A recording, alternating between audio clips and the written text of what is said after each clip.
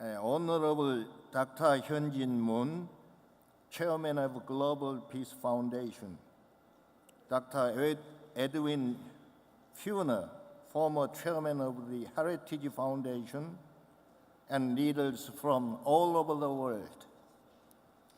I would like to congratulate on the successful hosting of the Global Peace Convention Manila 2017 by the Global Peace Foundation, which has played a leading role in terms of world peace and unification on the Korean Peninsula.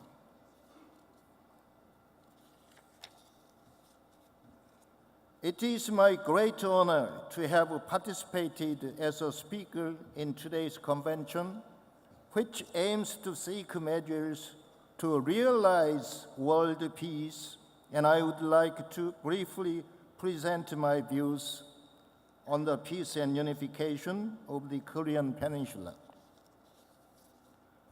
Distinguished leaders from all around the world, today we are living in the era of a single human community where the entire earth is connected to a single time and space via sophisticated technology development. That means the problem of one country or region is not anymore limited to the specific space, but has led to the common fate of the whole global community. It also means that the issue of peaceful unification on the Korean Peninsula is not a security issue confined to the Korean Peninsula and East Asia, but a matter of world peace for the whole global community. However, as of 2017, we still have a long time to go to resolve the peace and unification issues on the Korean Peninsula.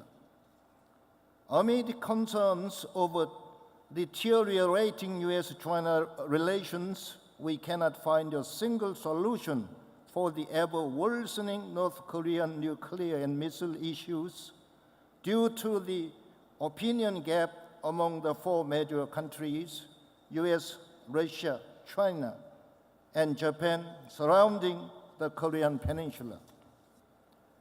After the shutdown of the Kaesong Industrial Complex, which was the last symbol of inter-Korean cooperation project, the severance in inter-Korean relations is in fact being prolonged. Tensions over the peace and stability of East Asia and the world are increasingly intensified under the severe situation on the Korean Peninsula. Distinguished leaders, I am a citizen of Korea, the only divided nation in a state of armistice in the world, and the last generation experiencing the tragedy of a fratricidal war and the horrors of war. On June 25th, 1950, just 5 years after liberation from the Japanese colonial rule in 1945, the Korean War broke out due to the conflicts of ideology between the South and North. The Korean War completely destroyed all the remaining tangible and intangible assets on the peninsula, incurring over 2 million human losses and resulting in 10 million separated family members.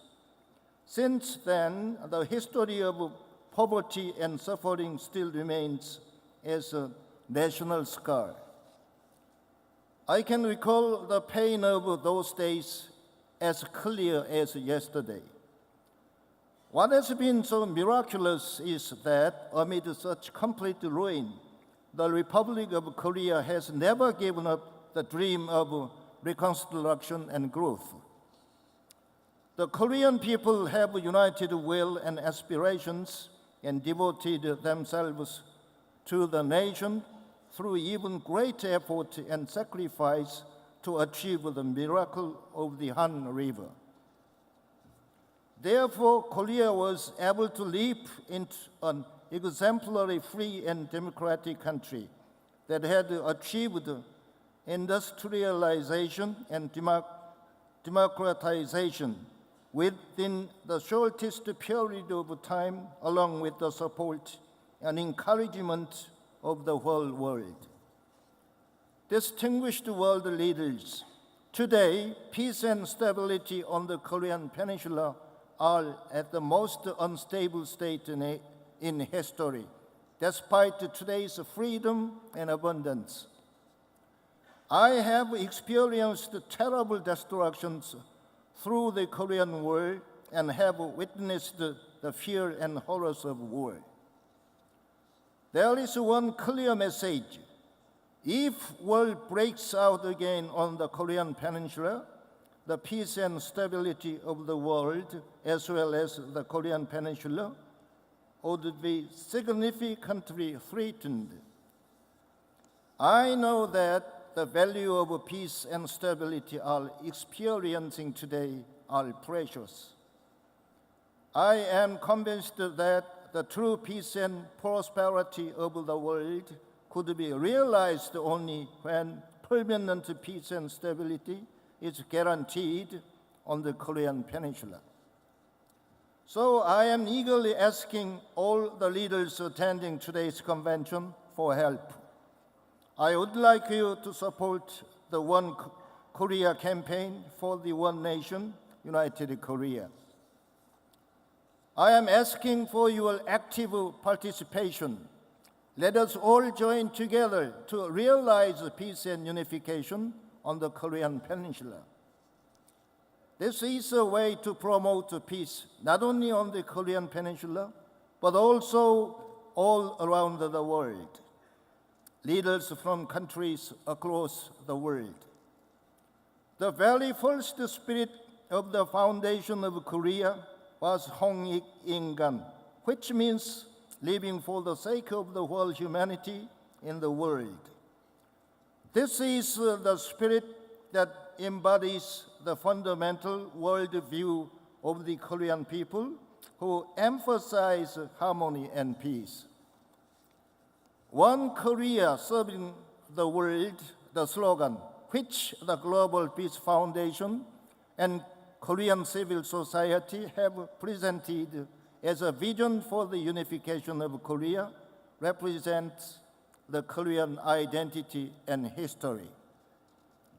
I fully agree with and pay my respect to the Global Peace Foundation and the Korean civil society presenting such an excellent vision under which the United Korean Peninsula would serve the whole global community via servant leadership.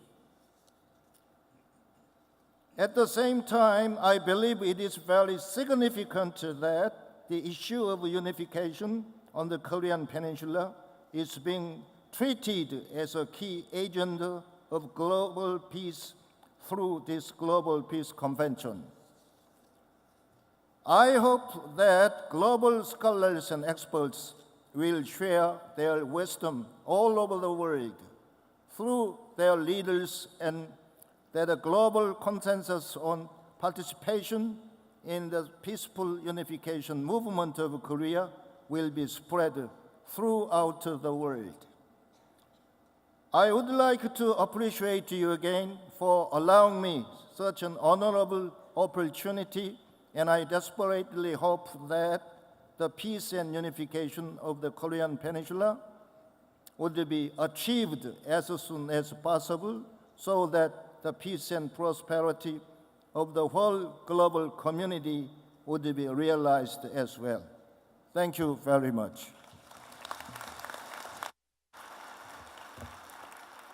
Okay, thank you very much, Honorary